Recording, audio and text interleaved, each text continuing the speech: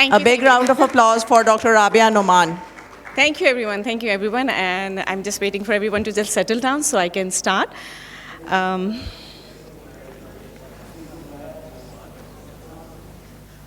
Okay. So I would like to start by thanking, the conference committee members, Ma'am Rafia, Mudassar, and the organization Noorul Huda itself to give us this platform to speak on very pressing topics that we are discussing since morning, and giving me this opportunity to speak something around which is very close to my heart, which is moral education. So I will be, adding more to teachers' plate, that they have another responsibility of moral education. So as we have been noticing since morning, that every esteemed speaker who has been here on the stage talking about the dynamic change that has come to our world with digital transformation. Then we also have environmental crisis and some moral crisis as well under our observation if we talk about Gaza right now, what's happening over there.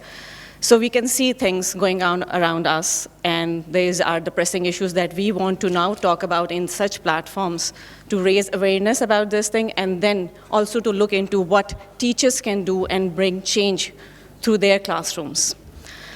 So if we talk about in these circumstances what is right and wrong, which definitely takes us back and refer to as moral education, how we distinguish between what is right, what is wrong, and what our guiding principles are. So the responsibility again falls back to the teachers. And why not? We shall expect this again from the teachers, because they are the heart of our education system. And I would say that I have spent like 6 years now in this topic, because from my own experiences as teacher at a primary school in a very esteemed education institution, I found that even parents rely on us for telling them what is right and wrong. And when we talk to teachers, they believe, no, this is something that needs to be taken care back at home. And they are only solely responsible, for the academic achievement of the students. As we have listened to other panelists today, and the speakers who have been talking about the humanistic literacy is again, coming back to education system, and it should gain the, the due importance it has and has always been there. We talk about tarbiyah, we talk about tazkiyah, we talk about akhlaq in Islam, and all these things are encompassed in this big canvas of moral education. Though the topics are getting changed now, we talk about more of the environmental crisis. We have our environmentalist scientists over here from Aga Khan as well, who will be speaking soon with you guys. So these are the topics that we do talk about in these platforms, but they have some, really concerning attention that we require to give to them. Now talking about our own context, how I have come to it, and I will be sharing a few findings from my research, from my PhD research, which is around moral education. And I would like to talk about that, what were the key challenges that I was able to identify through my research in PhD, that how do teachers perceive what moral education is, what morality is, and what are the challenges they are facing in ground. They are the front force that we are sending to the schools for this thing. So the first thing that I found out from my study was that they have very limited perceptions about what morality is. They think that morality is all about mannerism. They think it's about rituals that we have been following.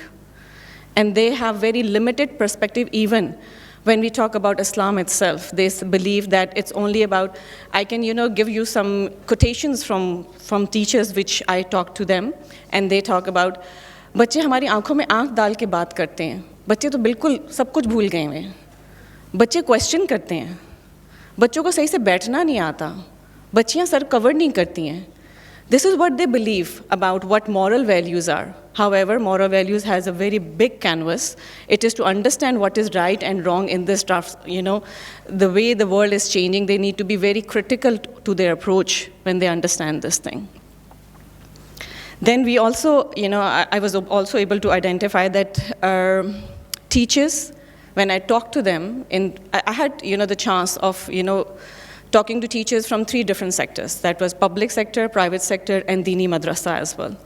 And teachers were very honest, and they were able to speak about this thing, that this is one side of education which you are talking about has never been given us any training on it. There was no special attention given to it. It is only the academic pedagogies that we are told how to make students critical. But how to engage students with moral development has never taken that stance in our even teacher education programs. If we look into, we have teacher education degrees offered through B.Ed, for M.Ed, and other degree programs. But how many courses do you see about this, that they are being offered for moral education?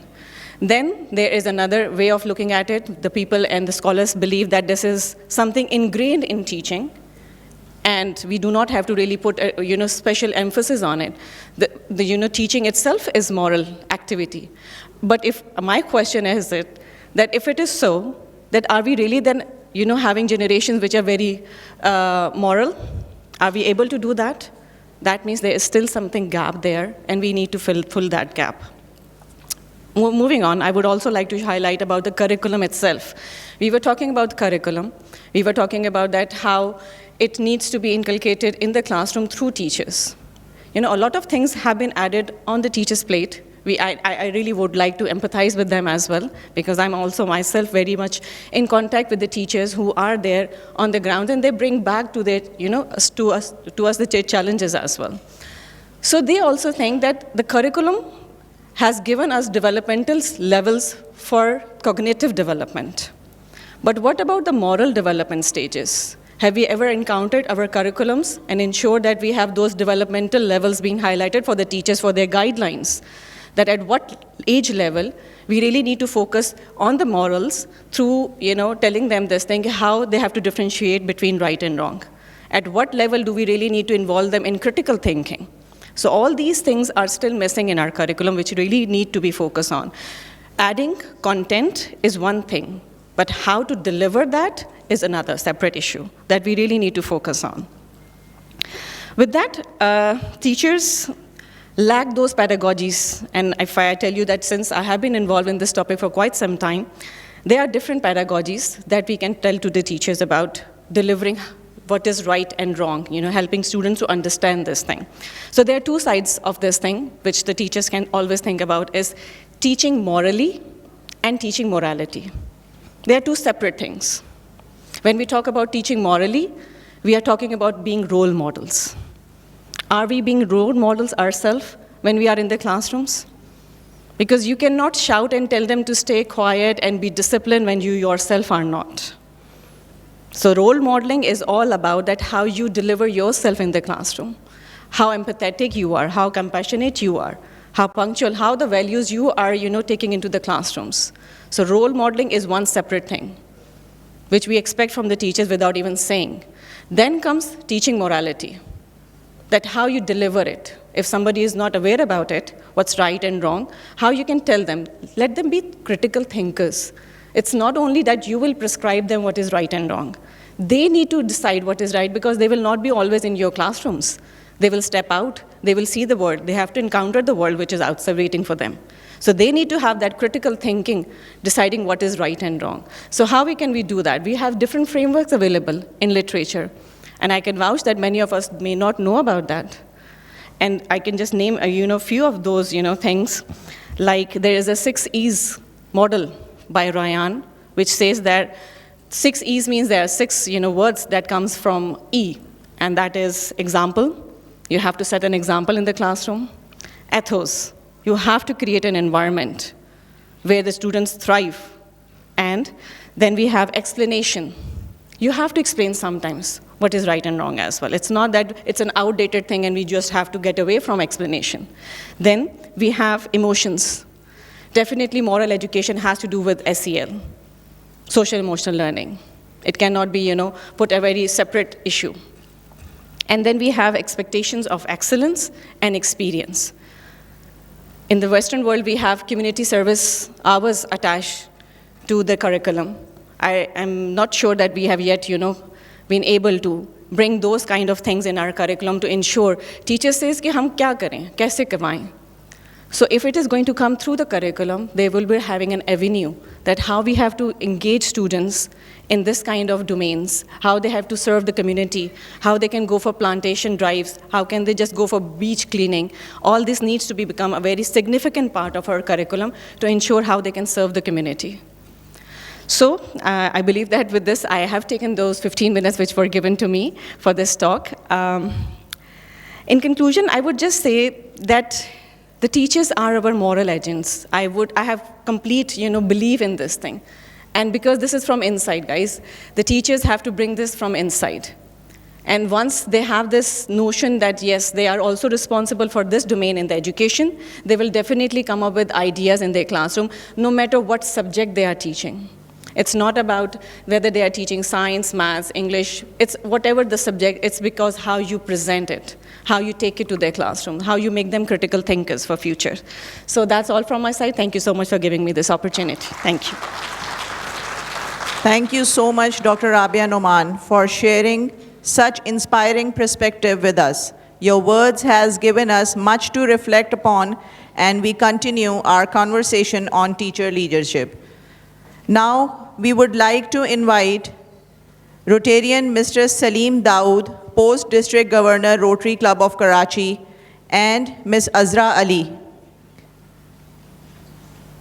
to present the token of regard to Dr. Rabia Nauman.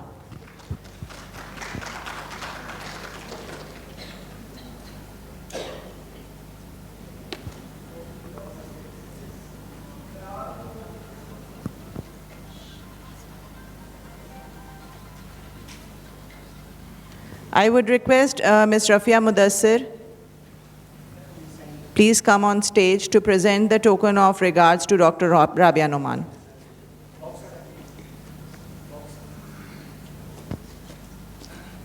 I would like to make a correction. PGD Mohammad Salim Rao, and he is our district chair for membership this year.